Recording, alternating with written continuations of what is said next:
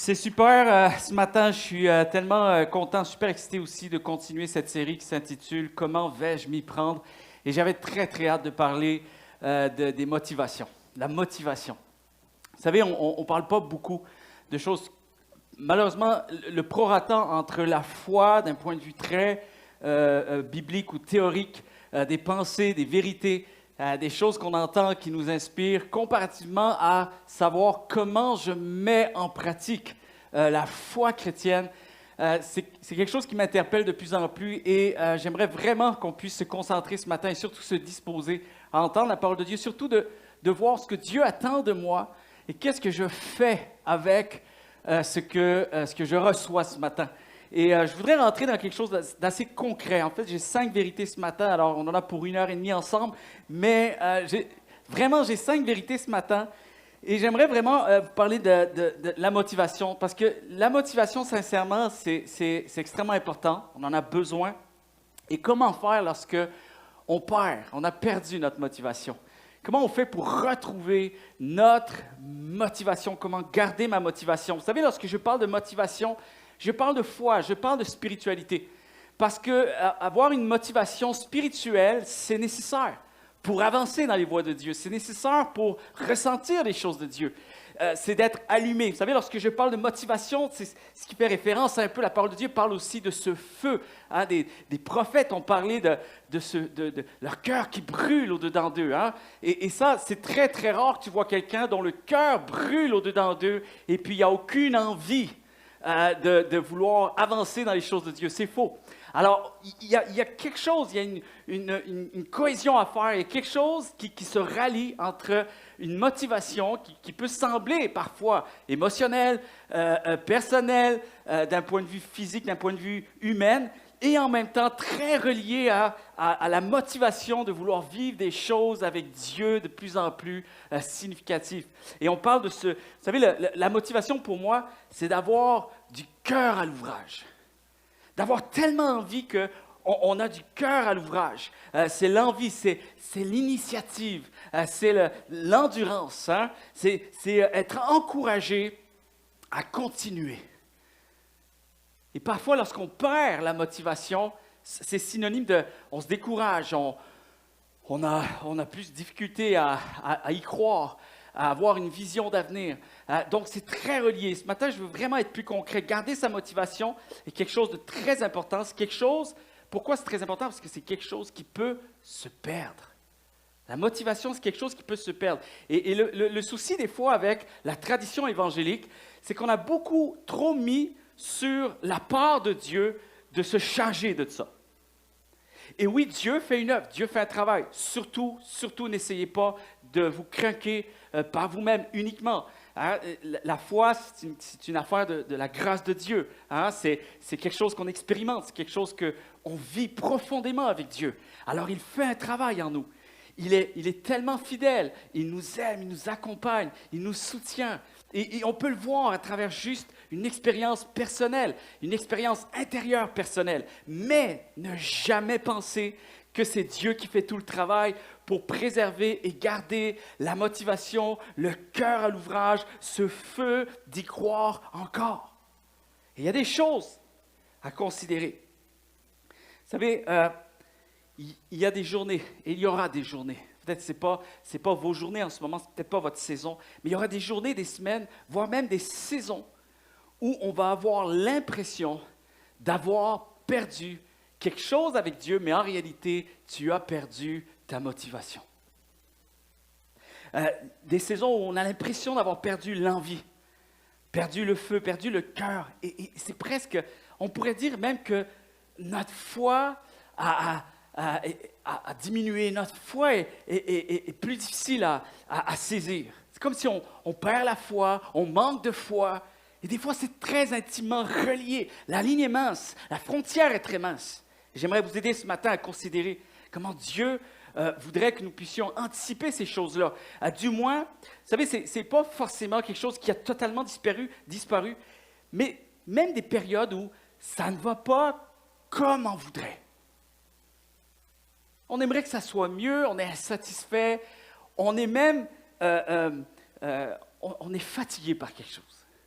quelque chose qui nous agace.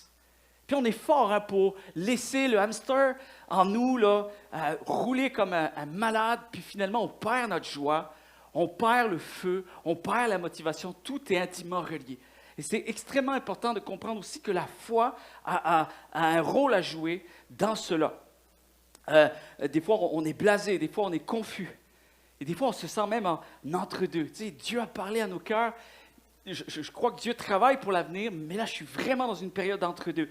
Il faut être très prudent dans ces moments-là, chers amis. Ça, ce sont des moments qui peuvent être même très cruciaux, déterminants, si on n'y prend pas garde, si on ne fait pas attention à ces moments-là. Parce qu'on peut risquer de prendre, malheureusement, de mauvaises décisions.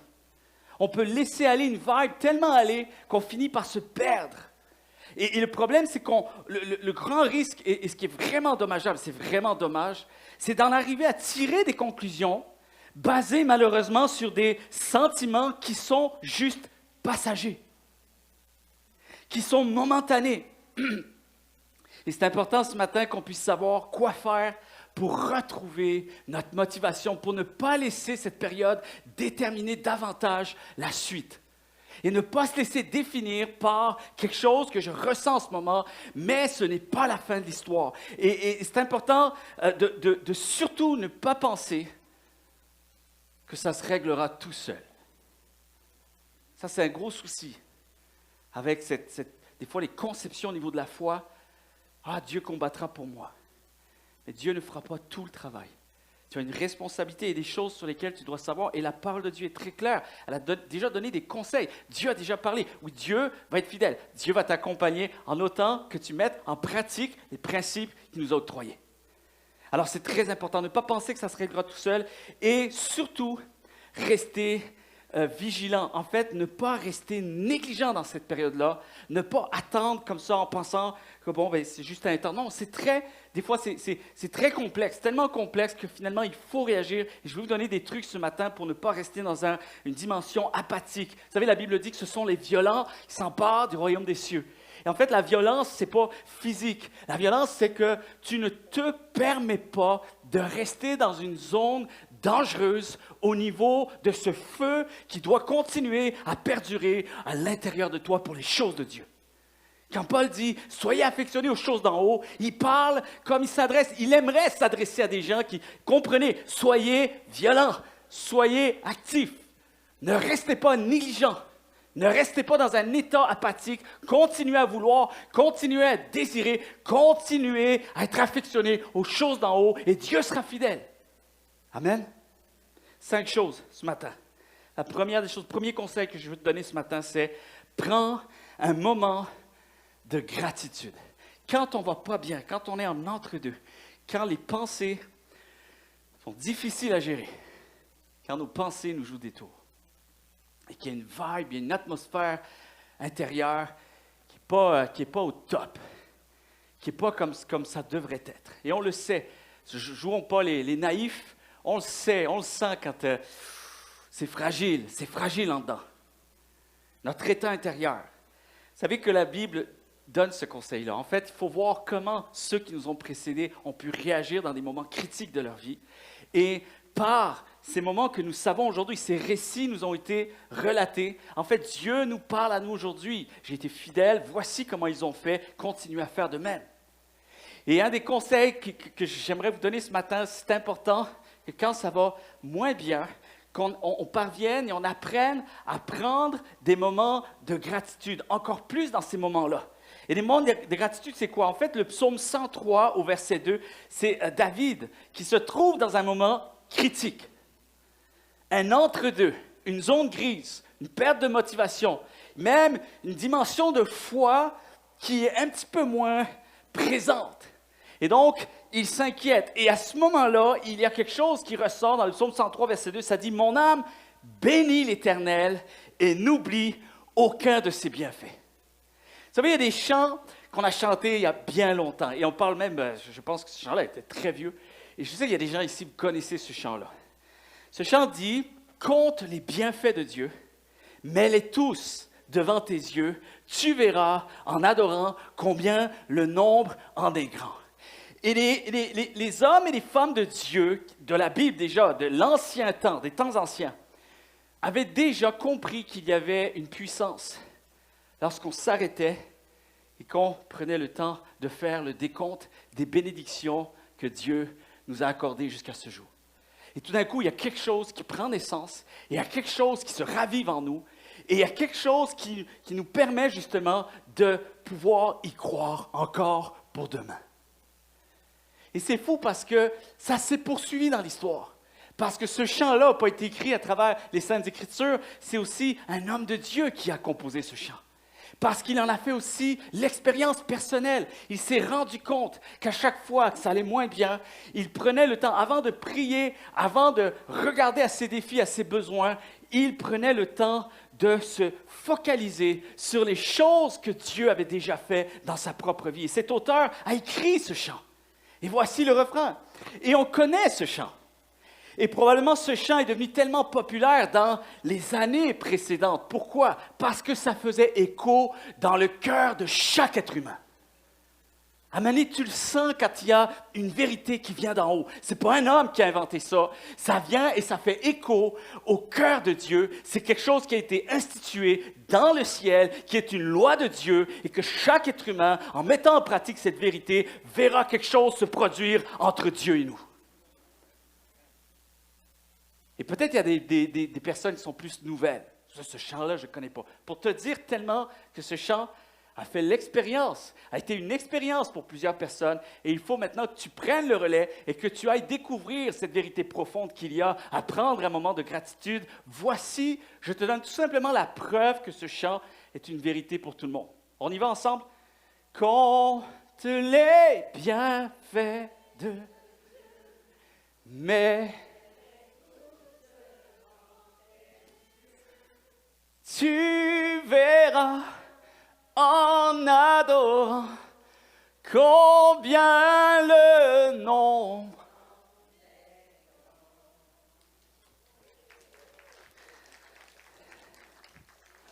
Qu'est-ce que ça veut dire? Prendre un moment de gratitude. C'est faire le décompte de tes bénédictions. Et quand je dis les bénédictions, c'est celles que tu sais que tu as reçues, même quand toi-même tu n'avais pas le pouvoir de pouvoir les avoir. C'est-à-dire, quand on dit bénédiction, ça n'a rien à voir avec récompense. Récompense, tu as fait quelque chose pour. Bénédiction, pure grâce.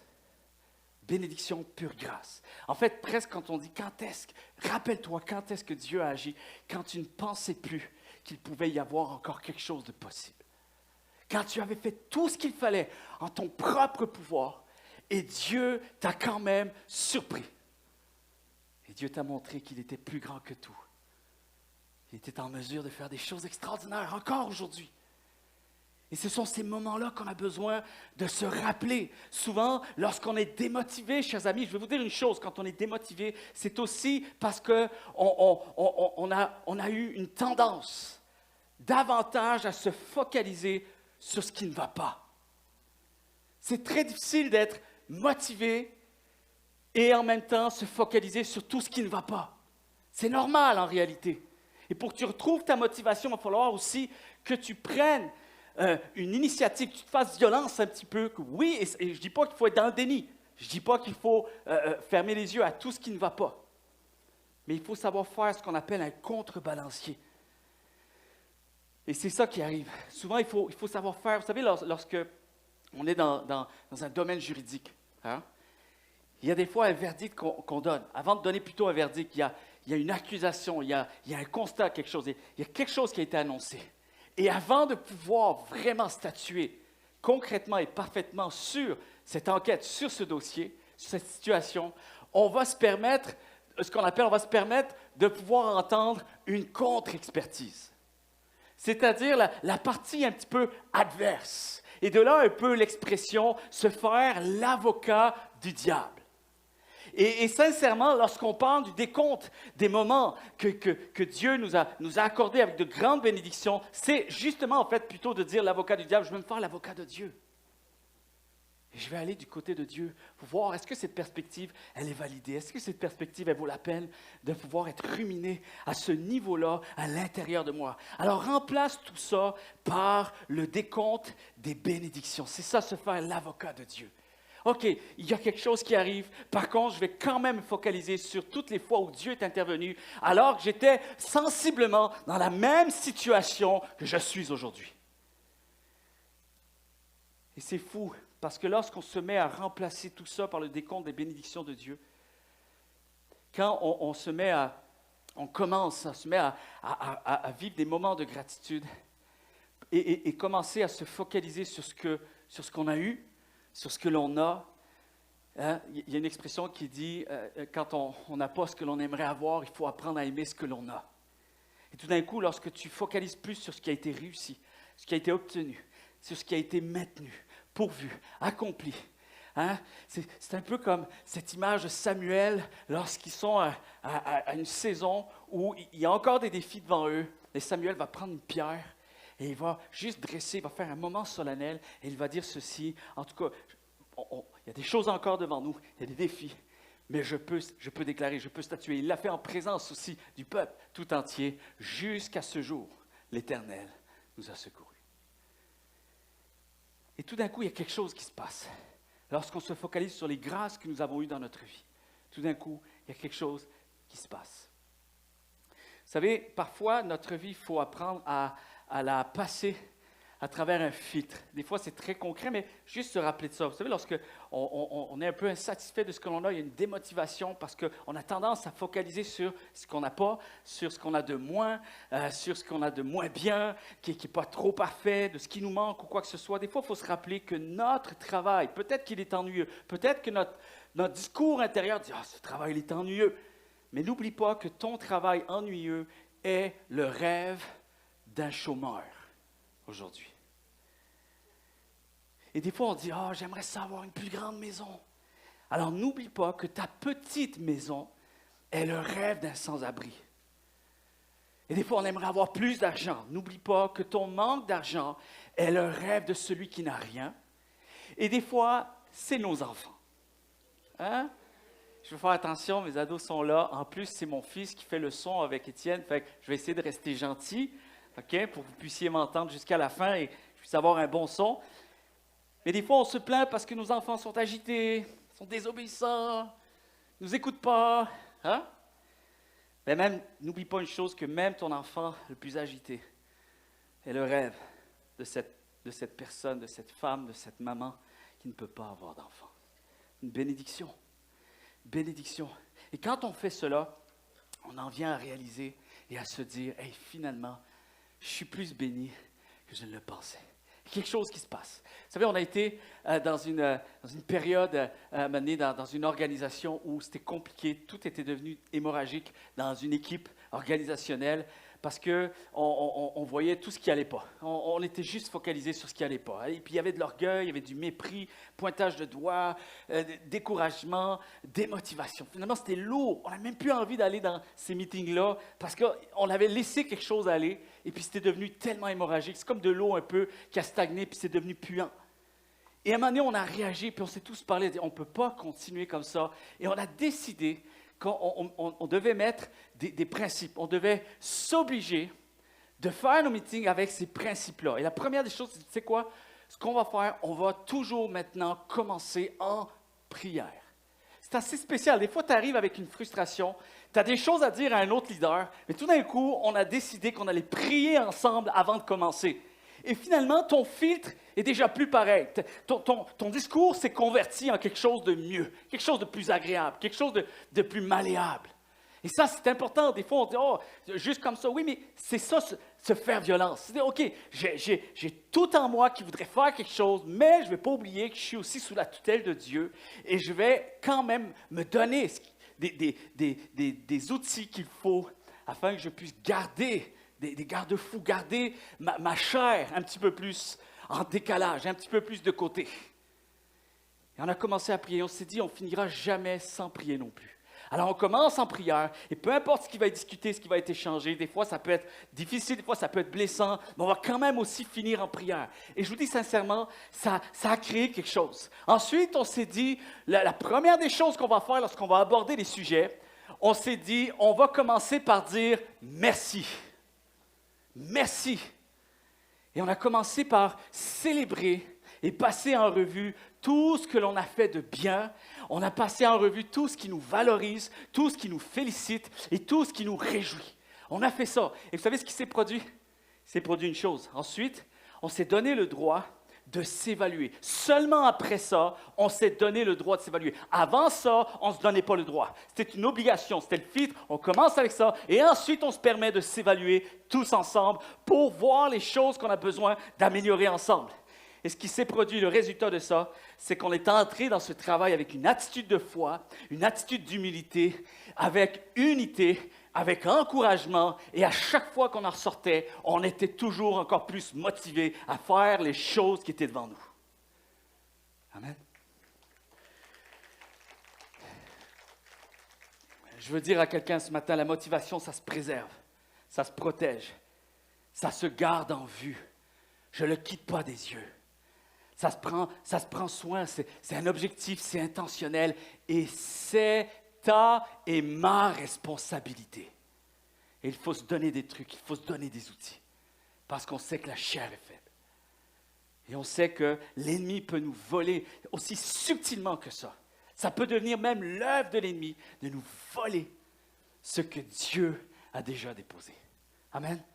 Prends un moment d'engagement envers toi-même. Une chose ici, encore une fois, vous savez, là, peut-être vous allez, tradition évangélique, beaucoup d'humilité, mais beaucoup de n'importe quoi aussi, sous la tutelle de l'humilité.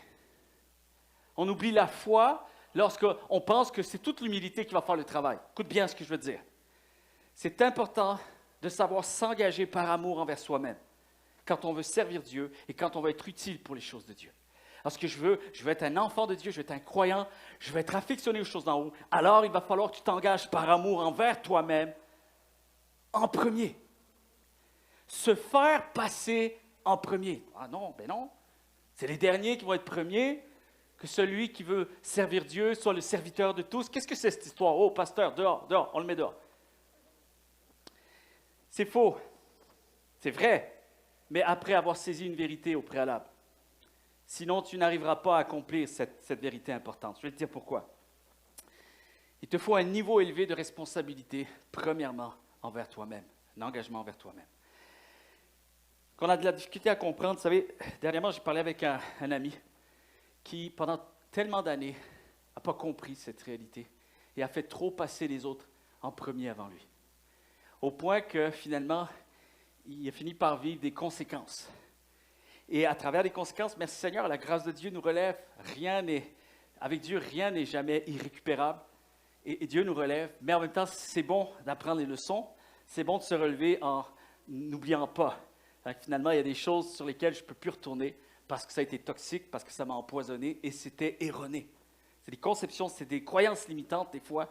Et cette personne-là a pris la décision qu'à chaque matin, elle allait décider de se traiter avec grâce, se traiter avec compassion, avec acceptation et surtout avec un amour radical. Parce que si ce n'est pas toi qui détermine la première voix que tu vas entendre, je vais te dire une chose, il va se passer quelque chose, parce que si tu n'as pas une vision toi-même pour ta propre vie, tu vas alors devoir laisser les autres en avoir une pour toi. Et ça, c'est la pire des choses qui peut arriver. Et vous savez, il y a un verset qui dit dans Marc chapitre 12, verset 31, ça dit « Tu aimeras ton prochain comme toi-même ». Ça, c'est exactement ce que je veux vous dire. Tu aimeras ton prochain comme toi-même. Tu t'aimes. Comme toi-même, tu t'aimes. Et ça, c'est très important. Vous savez, il y a un comédien en France qui s'appelle Fabrice Lucchini. Ce n'est pas un croyant, mais en même temps, il lit tellement. C'est un homme qui est reconnu pour la littérature, pour les lettres, pour les cultiver. C'est incroyable. Cet homme-là, il y a une diapo qui va apparaître, Fabrice Lucchini. Et lui, depuis maintenant quelques temps, il est tellement cultivé, il a fait du théâtre, il a fait des films et tout ça, que maintenant, il fait des soirées, il fait des projets, il fait de l'improvisation. il est tellement un lecteur assidu, il est tellement intelligent, il a une mémoire de fou, puis en même temps, il est très philosophe, très penseur. C'est extraordinaire la manière dont il aborde le sens de la vie. Il arrive devant un auditoire, il n'y a rien de prévu, mais il prend une vingtaine de livres, 30 une trentaine de livres, il les pose sur la table comme ça, et on y va avec la soirée. Et là, il commence à juste spontanément à dire « Ah, ça, ce livre-là, j'ai lu ça. Voici de quoi ça parle. » Et lui, il renchérit. Et il renchérit avec sa pensée, sa réflexion et tout ça. Et il y a ce qu'on appelle, finalement, maintenant les médias ont fait des morceaux de ces discours et c'est devenu presque des choses que même on fait apprendre à nos jeunes à l'école, même en France, tellement que c'est riche, tellement que c'est profond. C'est matière à réfléchir et à laisser un peu ces choses s'imprégner en nous. Et il y a un texte qui s'intitule maintenant « Le miracle de l'autre ». Écoute bien ce qu'il a dit. Et ça, c'est très spontané. C'est arrivé tout ça.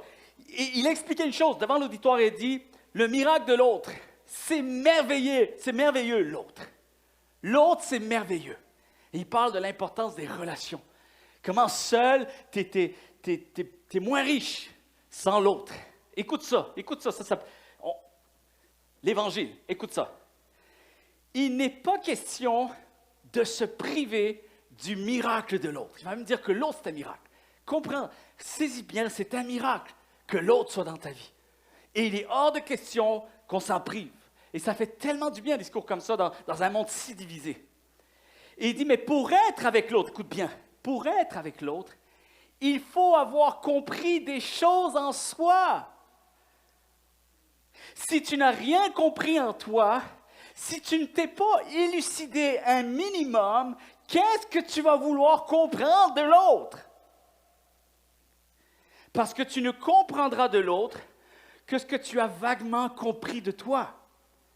Tu n'as de sympathie de l'autre que ce que tu as accepté de sympathie envers toi. Et mon acceptation d'aimer l'autre ne peut pas ne pas dépendre de ce que j'ai accepté d'aimer un tant soit peu en moi. C'est extraordinaire. Je ne sais pas si vous saisissez ce message. Car si je ne connais rien du tout de moi, et que je ne sais même pas qui je suis, je vais être dans un tel état d'incertitude que je ne vais rien pouvoir voir dans l'autre. Si je ne me vois pas, je ne peux pas voir l'autre. Je vais voir dans l'autre qu'une confirmation de moi. Et en réalité, c'est tellement riche parce que l'Évangile, c'est ça. J'ai tellement été saisi de l'amour de Dieu. J'ai tellement été saisi de cette révélation de ce que Dieu déclare à propos de moi-même que maintenant je suis en mesure de pouvoir aller accomplir l'autre, aider l'autre à s'accomplir. Parce que je m'accomplis, je suis en mesure d'aller aider l'autre à s'accomplir. Est-ce que vous y êtes?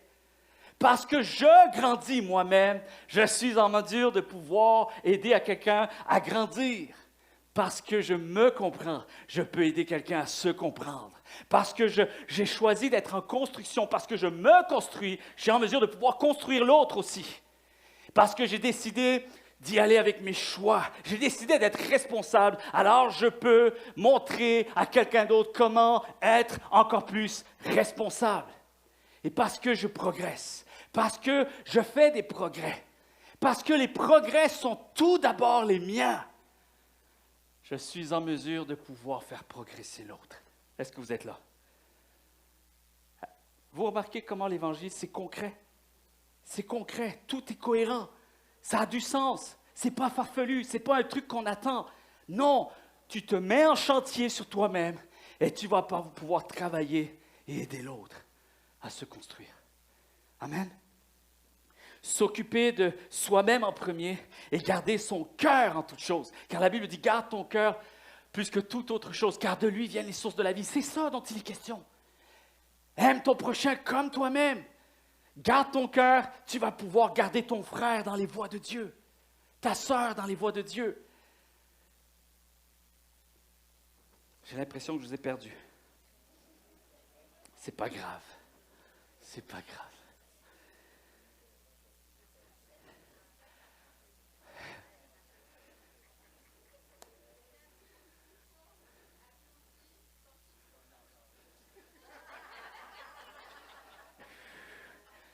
On a du boulot, les amis.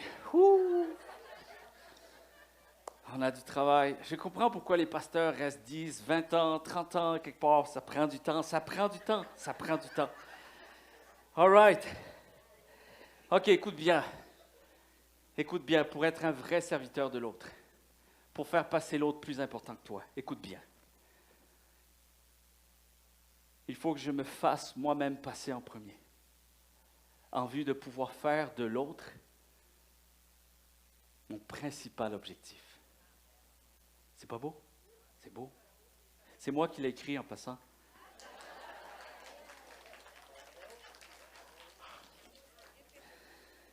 OK, je vais redire d'une autre façon. Juste le mot final. OK, le principal objectif, c'est pas, les gens ne sont pas notre cible en passant. Je vais le redire, OK, juste pour que vous puissiez saisir. Que je me fasse passer en premier en vue de pouvoir faire de l'autre ma plus grande préoccupation. Amen. Ma plus grande préoccupation. Et là, j'arrive à un point, en fait, 2 derniers points, parce que le dernier, c'est vraiment le 5e, c'est juste une conclusion pendant que, tantôt, pas tout de suite, tantôt, tu approcheras, mais 3e conseil que j'aimerais donner, c'est prends, et voilà maintenant, on va rentrer à quelque chose de concret. Parce que souvent, on pense que ça se fait tout seul, ça ne se fait pas tout seul. Il va falloir que tu aides un peu Dieu à faire l'œuvre de Dieu en toi. Écoute bien, prends un moment avec quelqu'un d'inspirant. Quand ça ne va pas, prends un moment de gratitude. Fais-toi passer en premier. Détermine ce qui est le plus important pour toi. Si tu es fragile, cette fragilité, il va falloir que tu prennes soin. Ne t'amuse surtout pas d'aller aider quelqu'un qui est déjà fragile, quand toi, tu es aussi déjà fragile. Maintenant, il faut savoir dans quelle saison on est. Et il y a quelqu'un d'extraordinaire là, qui a partagé quelque chose, un ami à moi qui a partagé quelque chose sur les réseaux sociaux. Il disait, vous savez, quand on est chrétien, on mélange 2 zones, les zones relationnelles. Vous savez, la gestion relationnelle, il faut comprendre qu'il y a 2 zones à préserver. 2 zones bien distinctes, très importantes. Premièrement, tu dois avoir une zone d'accomplissement. C'est-à-dire que tu as des relations et ces relations-là, elles sont là parce que tu influences ces personnes à aller mieux. Alors, tu as un rôle, tu es presque un peu comme comment je pourrais dire, ton intervention auprès de ces gens-là, c'est que souvent, c'est des gens qui vont t'appeler parce qu'ils ont besoin. Ils ont plus besoin. Alors, tu es en mesure, tu es comme un peu un mentor, tu es un grand frère, tu les sécurises, tu les aides à aller mieux. Puis des fois, sans qu'ils sachent non plus, tu sens aussi que des fois, tu es appelé à pouvoir voir des gens, participer des fois à des activités et tout ça, puis tu le fais avec une intention de pouvoir être une influence, une inspiration, un témoignage, OK? Ça, c'est nos zones d'accomplissement, zones d'influence, pour bâtir quelque chose, aider, contribuer, apporter quelque chose à l'autre. Mais souvent, on oublie qu'il y a aussi nos besoins à nous. Et il faut que tu aies aussi cet autre cercle relationnel, que ce cercle-là, il est pour ta zone d'intimité à toi. Il est pour ta zone où tu as besoin d'être connecté à l'autre pour pouvoir être inspiré toi-même, pouvoir être encouragé et être valorisé. Et quand tu essaies de trop donner, tu n'es pas assez valorisé, j'aimerais te dire, il va falloir que tu fasses une saine gestion de tes relations. Parce que si à chaque fois que tu es avec des gens, tu n'es jamais valorisé et qu'on te siphonne pour que toi, tu encourages et que tu valorises toujours les autres, alors je vous dirais, il est fort probable que vous arriviez dans une saison où vous allez manquer de motivation, il va vous manquer du jus. Ça peut être dangereux. Alors, prendre un moment avec quelqu'un d'inspirant, c'est très spirituel, ce que je vais vous dire. Ecclésiaste 4:10 dit ceci, écoute bien. Ça, c'est Salomon qui a parlé de ça. Avec mon fils, dernièrement, on parlait de Salomon, il était intrigué, comment il a pu avoir une telle sagesse, et puis c'est arrivé avec une prière et tout ça, mais en même temps, il a utilisé le sens de la vie. Il a utilisé les expériences, il a réfléchi sur le sens de la vie. Voici une de ses conclusions, c'était si l'un d'eux tombe, on est 2, ils sont 2, c'est l'histoire de 2 personnes. Si l'un d'eux tombe, l'autre peut relever son compagnon. Celui qui est seul et qui tombe est en mauvaise posture, car il n'y a personne pour le relever. Dans une autre version, une version plus littérale, plus ancienne, ça dit « malheur », et ça c'est fort, « malheur à celui qui est seul, sans avoir un coéquipier, un second pour le relever. » Sans avoir personne dans son entourage qui peut l'aider, à qui il peut se confier, à qui il peut demander de l'aide. Et en réalité, on devrait tous, dans notre vie, avoir quelqu'un pour nous relever. Amen. C'est extrêmement concret, spirituel, c'est avoir la foi, c'est construire notre foi, c'est être responsable de cette mesure de foi que Dieu m'a donnée. Et en fait, c'est une responsabilité, ce n'est pas une option. Quand la Bible parle de l'importance d'être ensemble, ce n'est pas juste pour faire beau, ce n'est pas juste pour les plus relationnels, ce n'est pas ceux, y a ceux qui sont plus renfermés, les introvertis et les extravertis. Non, ça n'a rien à voir. L'être humain, tout sens de l'humanité, l'être humain a besoin d'avoir quelqu'un d'autre. Et c'est pour ça le génie de Dieu par rapport à l'œuvre de l'Église. Il continue de faire son œuvre en ayant créé l'Église, une communauté de personnes qui, ensemble, vont être capables de se construire spirituellement parce que quand je suis faible, j'ai besoin de celui qui est plus fort pour m'amener à une plus grande compréhension du cœur de Dieu et continuer ma route jusqu'à atteindre ma destinée avec Dieu. Et que vous êtes veg ce matin. Oh ouais, plus d'entrain, applaudissez plus fort. Il y a un décalage, hein? J'ai trop d'énergie pour pas assez. Go, go, go, soyez avec moi. On devrait tous avoir quelqu'un pour nous relever dans notre vie. Et ce quelqu'un est là pour nous encourager. Sois cohérent, sois intentionnel. Fais le tri dans tes relations et appelle quelqu'un qui va pouvoir t'encourager. Quand tu le vois, ça te fait du bien. Quelqu'un qui a la capacité de pouvoir t'écouter. Quelqu'un pour t'accompagner, te soutenir et te garder en prière. Des fois, juste parler, chers amis, juste parler, se voir, ça fait du bien, n'est-ce pas? Des fois, on n'a pas besoin non plus d'avoir de grands ordres du jour. Hein? Un grand ordre du jour, là, une feuille de route, puis on veut tout soit planifié, tout ça. Non, des fois, juste voir quelqu'un. Des fois, il y a juste toi qui le sais que tu as besoin de voir quelqu'un et que l'autre personne ne sait pas que tu es dans peut-être une période de fragilité. Mais c'est là aussi que Dieu fait son œuvre. Prendre un café pour s'apercevoir à la fin de cette discussion, de ce moment, que la situation est moins grave que je ne la voyais au départ. Ça vous est déjà arrivé, ça? Hey, je vous parle d'une expérience de vie personnelle. Je suis sûr que je ne suis pas le seul à avoir vécu et le vivre encore. Parce que tout seul enfermé dans mes pensées, c'est difficile de voir une lueur d'espoir. Tout seul en laissant notre hamster rouler comme un malade, c'est difficile de pouvoir voir clair pour la suite. Le remue-ménage, c'est les voix intérieures, cette voix incessante. Des fois, il faut apprendre à désamorcer quelque chose. Et voir quelqu'un, ça désamorce quelque chose. Parfois, ça réussit, ça tempère les choses, ça relativise. Hein? On échange un peu. Il y a même un moment d'amitié. On rit, on niaise. Parfois, ce n'est même pas spirituel, les discussions. Mais il y a quelque chose qui spirituellement s'est passé. Se mettre à parler ensemble sans forcément être en mode thérapeute. Et oui, des fois, je préfère pas dire je suis fragile parce que je sais que l'autre va déjà avoir le cerveau qui se met en mode thérapeute. Tu comprends? Alors, j'ai envie d'avoir un ami, pas un chirurgien. Tu comprends? J'ai pas envie de partir avec des cicatrices partout, puis ça va me prendre une éternité pour un temps de convalescence de fou. Alors oui, il faut apprendre à se voir sans forcément être en mode thérapeute, psychologue, instructeur, docteur, sauveur, Jésus, fais ce que tu veux. Et encore une fois, je le répète, sans que l'autre soit forcément au courant. Sans devoir sentir qu'on est dans une salle de chirurgie. Et combien de fois dans ma vie, chers amis, où j'ai pu sentir que Dieu m'avait parlé, sans que l'autre le sache. J'ai senti que Dieu était présent sans que l'autre le sache. Il ne s'en est jamais aperçu. Juste se sentir fortifié, inspiré, encouragé. Parce que tu es en présence d'une personne qui apporte une atmosphère de foi, une atmosphère de joie, une atmosphère dynamisante, plaisante. Prendre plaisir à ce moment. Juste se partager. Vous savez, des gens qui sont bons pour être généreux, pour partager leur cœur. Des fois, on est fatigué par ces gens-là qui partagent trop. Je sais parce que je peux fatiguer bien des gens, OK? Mais quand ça ne va pas, ce sont ces gens-là qui te sauvent. Et tu entends non plus ton histoire, tu entends l'histoire de l'autre. Et tout d'un coup, tu prends une distance sur tes problèmes. Tu t'aperçois que tu n'es pas tout seul à vivre les mêmes choses.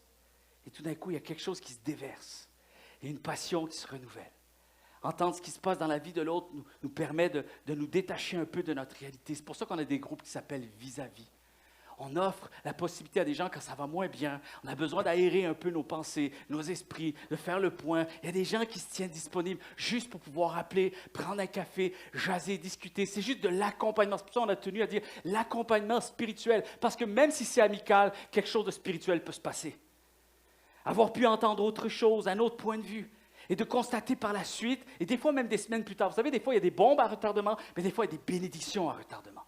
Et d'un coup, quelque chose, c'est resté très, très anodin, très simple, mais en même temps, ça m'a aéré l'esprit. Et finalement, la discussion a continué à être progressive. Tu sais, l'effet de la discussion a été progressif et beaucoup plus dirigé à pointer que je le réalisais sur le moment.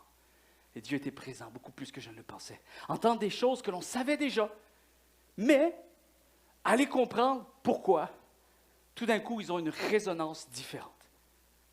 Ça sonne différemment. J'étais fermé à cette idée-là, tout d'un coup, je suis plus ouvert. Il y a quelque chose qui se passe. Et ce n'est pas juste émotionnel, ce n'est pas juste humain, il y a aussi le divin qui rentre en scène là-dedans. Alors, facilite l'œuvre de Dieu. Aide Dieu à te relever et à te redonner le goût de continuer et d'avancer. Parfois, ce ne sont pas des grandes révélations qu'on a besoin d'entendre, vous saviez? Parfois, ce sont des paroles de vie, juste des paroles de vie. Ce n'est pas des grandes révélations, c'est des paroles de vie provenant de personnes qui nous aiment et qui croient en nous. Des personnes qui, finalement, de par leur présence, ça génère la vie, ça rafraîchit, qui sonnent comme des rappels de Dieu pour ma vie et qui nous font reprendre notre souffle avec Dieu. Amen. Et dernièrement, une vérité, prends une distance avec les gens démotivants. Mais c'est le contraire de ce que tu viens de dire. Non. Je vais te dire une chose. Bill Wilson a dit un jour ceci, un grand pasteur qui a fait une œuvre extraordinaire auprès des enfants à New York, qui est une légende aujourd'hui, qui est une référence, qui est reconnue pour avoir aidé des enfants, de familles démunies, tout ça. Grande œuvre que Dieu a fait à travers cet homme. Et il a dû prendre des décisions de courage, de foi, de sacrifice parfois. Mais il y avait un rêve, il y avait un désir. Puis lui, il dit, maintenant, il conseille beaucoup. Et une de ses citations qui m'a beaucoup impacté, il y a plusieurs années déjà, je l'avais entendu dans une entrevue. Il disait que si tu veux vivre des choses que tu n'as jamais vécues, alors tu vas devoir faire des choses que tu n'as jamais faites. Ce que je veux dire ici, c'est qu'il n'y a rien de pire. Vous savez, mon père est diabétique. Mais mon père, c'est compliqué, mon père. Puis, s'il écoute le message, des fois, il écoute le message, c'est pas grave, il sait ce que je pense, on en rit, mais des fois, c'est moins drôle. Mon père est diabétique quand même à un niveau assez élevé, mais il aime manger. Et des fois, quand on est en famille, c'est arrivé plusieurs fois, lui, il aime les desserts. Il aime le sucre. Pour un diabétique, ça va mal, OK? Et lui, là, c'est fou. Il n'est pas capable de tenir, alors il a une seringue, là, il s'injecte de quoi pour pouvoir manger plus. Il essaye de réguler. Tu sais, c'est comme, tu prends de la médication pour pouvoir mieux t'empoisonner. Ça, c'est très bizarre. Très bizarre. Puis à un moment donné, il y a eu des problèmes de santé, puis c'est fini, il ne peut plus faire ça. Parce qu'il a failli mourir et tout ça. Je sais aussi, on a prié pour ça. Il va bien, il est super santé et tout ça. Mais il s'est calmé, c'est fini. C'est fini l'illogique. En fait, de penser que tu peux te tenir avec des gens qui t'inspirent, et en même temps, dans la même journée, on va faire un exemple comme ça, là, quand ça ne va pas bien, il n'y a rien de pire que de se tenir avec les deux extrêmes. Celui qui va t'encourager, penser que ça fait la job, même si tu continues à voir celui qui te décourage. C'est faux. Celui qui décourage va annuler la bénédiction. Quand tu reçois 10 paroles positives, valorisantes sur ta vie, et que tu en reçois une négative, ton cerveau va oublier les 10 et va se rappeler de la mauvaise. Alors j'aimerais dire, ce matin c'est très important, tu vas devoir modifier un peu ton terrain de gestion relationnelle. Pour le bien de ta foi et pour le bien de celui et celle que Dieu veut que tu bénisses par la suite. Pour l'œuvre de Dieu, pour l'œuvre que Dieu va accomplir dans ta vie, il va falloir que tu délaisses des choses, il va falloir que tu quittes des choses, il va falloir que tu cesses de prendre trop de temps, de te déployer trop, de te rendre trop vulnérable à des personnes qui, malheureusement, ont un effet négatif sur toi. Tu devras faire des sélections, tu devras déplacer des choses, tu devras faire une mise à jour et tu dois décider de le faire. Vous savez, lorsque je parle des gens démotivants, c'est qui? Des fois, ce n'est pas des gens qui sont dans l'erreur, ce n'est pas des gens qui sont en train de pécher, ce n'est pas des gens non plus non, il ne faut pas les voir, ces gens-là. Non, ce n'est même pas ça. Je vais te donner juste quelques exemples. Et c'est personnel. Encore une fois, là, on se détache un peu de la parole de Dieu, malgré que je pourrais utiliser la parole de Dieu. Mais quand même, je vais vous laisser quand même réfléchir là-dessus. Okay? Vous avez sûrement des gens dans votre entourage qui ressemblent à ça. Et quand on est dans des périodes, dans des saisons difficiles, c'est important de savoir qu'il y a des périodes où c'est mieux pas. Il va falloir que je fasse attention à ne pas me retrouver avec des gens, vous savez ce que j'appelle un peu les vedettes, les princesses. C'est des gens qui sont toujours préoccupés par l'image, toujours trop préoccupés par l'opinion des autres. Des fois, ça décourage ça. Les gens qui ne jurent que par les résultats, la performance, les exploits. Très dangereux. Ensuite, il y a ceux qui savent déjà tout. Ça, c'est compliqué, ça. Tu ne peux pas en placer une. Tu as une opinion là, je ne dis pas, je ne vais pas le dire. Qui savent déjà tout. Ils savent même la fin du monde. Ils savent qui est bon, qui est méchant. Ils savent déjà tout. Tout. Ensuite, dans ces moments-là, il faut éviter les gens qui sont critiqueux, à outrance, là, à extrême. Tu sais, les frustrés de la vie. Les contestataires, il y en a, les amis. Des fois, on l'est aussi. Hein. Désolé pour ceux que vous avez dit, ah, lui, il faudrait que je l'évite. Désolé. Ensuite, moi, j'appelle des gens qui sont lourds. Ça, c'est des lourds. Et encore une fois, attention, je vais faire très attention. Je sais qu'il y a des fragilités qui peuvent être d'ordre psychologique. Ça peut être vraiment maladif, tout ça. Donc, je vais faire bien attention. Mais quand même, il y a des gens qui, c'est pas biochimique. Il y a des gens qui nourrissent ça. Ils nourrissent un état d'esprit. C'est les lourds, là, tu sais, les victimes éternelles. Ils aiment être toujours dépressifs, ils aiment être aigris, défaitistes. Ça, c'est compliqué, ça. Et ça tire du jus, les amis. Et il faut faire attention. Ensuite, très spirituel, ce que je veux dire. Évite TVA nouvelles. Non, juste, tu sais, des fois, tu es assez fort pour écouter TVA nouvelles, et il y a des fois des périodes, sois sensible. Sache quand est-ce que c'est mieux de ne pas écouter. Évite TVA nouvelles. Et même aussi ce que tu lis, les ressources avec lesquelles tu t'alimentes. Fais une belle gestion, une saine gestion. Tu sais quels sont tes besoins actuellement. Si tu n'es pas dans ta zone d'influence, tu n'es pas assez fort pour influencer quelqu'un, évite d'aller sauver le monde quand tu es en train de perdre ton âme. Amen. Et c'est biblique ça. Jésus dit, qu'est-ce que ça donne de gagner le monde si tu t'es perdu toi en chemin? Tu n'y arriveras pas. Il va falloir que tu surveilles ton taux de sucre. Il va falloir que tu surveilles ton taux de cholestérol. Et pour ça, il va falloir que tu sois avec quelqu'un. Vous savez, on a besoin dans ces moments-là d'être avec quelqu'un qui aime la vie, qui aime sa vie en particulier, qui aime les gens, qui aime s'accomplir, qui sont positifs, qui restent positifs, qui croient à la gloire de Dieu, qui croient que tout est encore possible, qui croient que le changement peut être possible, qui te redonne de l'espoir, quelque chose peut encore changer. Quelque chose qui n'est pas fini. Non, ce n'est pas un point final, c'est une virgule, mais ce n'est pas un point final. Tu auras besoin de quelqu'un qui va venir aérer ta chambre un peu. Hein, moi, ma mère, je ne sais pas pourquoi, le samedi, pendant que je demande à Ando de bien me rejoindre, s'il te plaît, ma mère, là, le samedi, je ne sais pas encore, samedi, dimanche, quand on était en congé, tous les parents en Corse font ça. Je ne sais pas d'où ça sort, mais c'est frustrant à mort. Tu es ado, tu veux dormir. Et puis, il y a une certaine heure où ma mère a décidé que, bon, là, ça va faire. Une chance que je ne fais pas ça avec mes ados. Mais là, ça va faire. Et elle ouvre, déjà, pouf, elle ouvre la fenêtre, elle ouvre la lumière, elle ouvre la fenêtre. Et tu sais, l'air frais, tu sais, le grand air et tout ça. Elle ouvre les volets, parce que chez nous, les maisons ont des volets et tout ça. Donc, il y a comme l'éclairage qui rentre. Et là, elle tire les draps, elle tire la couverte, elle tire mon coussin. Et elle met ça, vous savez, on rabat ça sur le dessus de la fenêtre. OK? Et si tout le monde fait ça, et là, elle frappe dessus avec un truc, tu sais, pour... Hey, dehors, la poussière. Dehors. Faut dépoussiérer, il faut aérer. Je capotais. Tu sais, quand tu dors trop. OK, ça va faire, là, c'est lourd, il faut ouvrir. Des fois, je savais si un ami était réveillé juste en regardant s'il y avait les draps et les couverts dehors. Je savais qu'il était réveillé. Je savais que je pouvais l'appeler pour aller jouer avec. Et ça fait du bien quand même, des gens comme ça, qui te craquent un peu, qui te montrent que, hey, respire un bon coup. Sors de la noirceur, sors de ton sous-sol, sors. Viens, on va aller prendre un verre, viens. Tout va bien. Évite ces personnes qui voient toujours un problème à chaque solution pendant qu'Ando commence à jouer. Vous avez compris ce que je viens de dire? Pas Ando, mais l'autre avant. Évite ces personnes qui voient toujours un problème à chaque solution.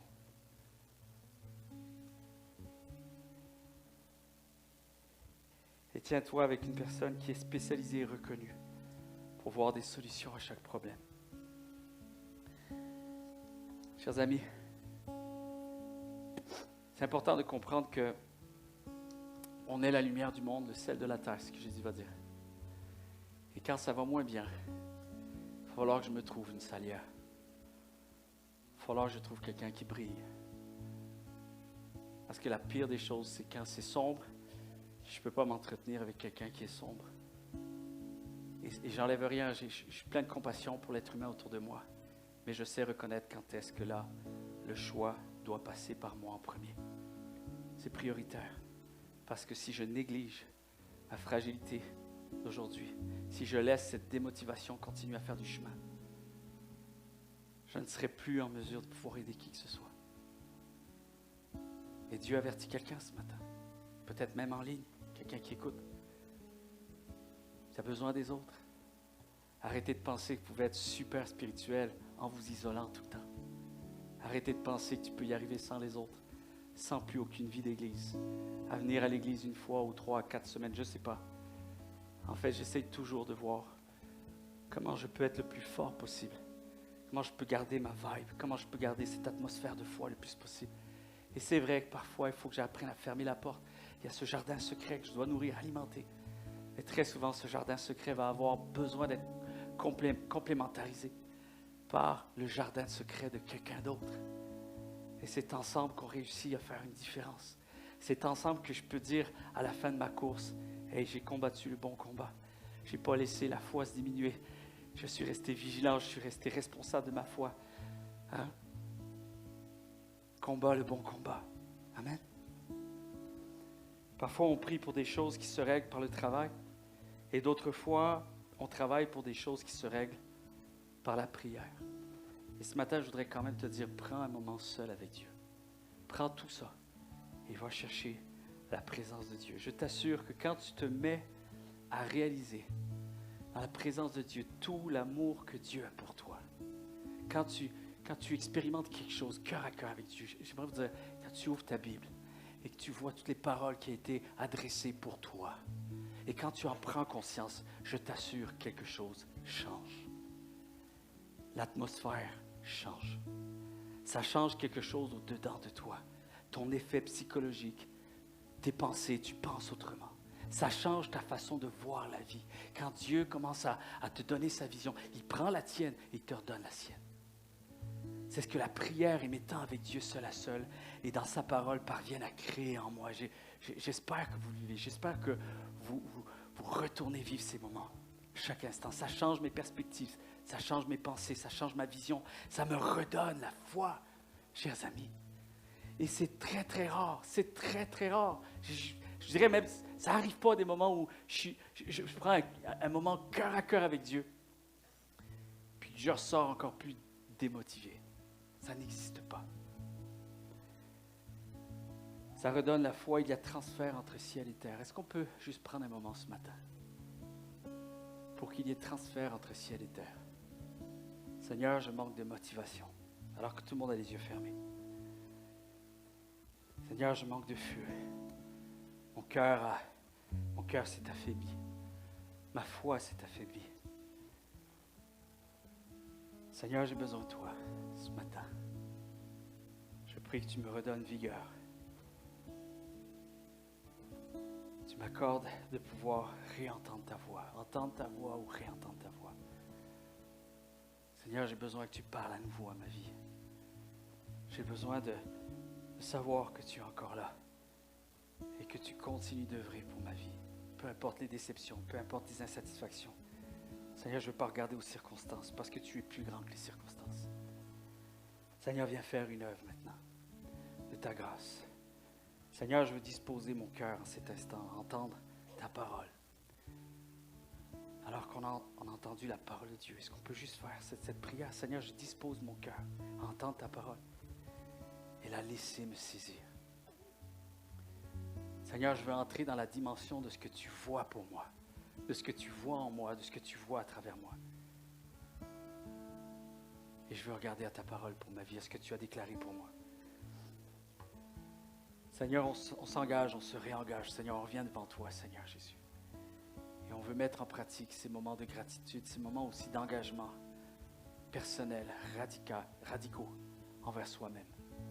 On veut aussi, Seigneur, pouvoir comprendre que tu nous relèves à travers les autres et que nous puissions avoir une saine gestion de nos relations, Seigneur, et de faire les bons choix pour pouvoir continuer à être un témoignage. Une des devises à l'Église, c'est découvrir le cœur de Dieu et resplendir d'une foi vivante. Alors j'ai cette responsabilité devant toi, Seigneur, de réclamer que tu viennes m'aider afin que ma foi puisse continuer à resplendir. Alors viens faire l'œuvre dont j'ai besoin de saisir aujourd'hui. Dans le précieux nom de Jésus, on a prié. Amen.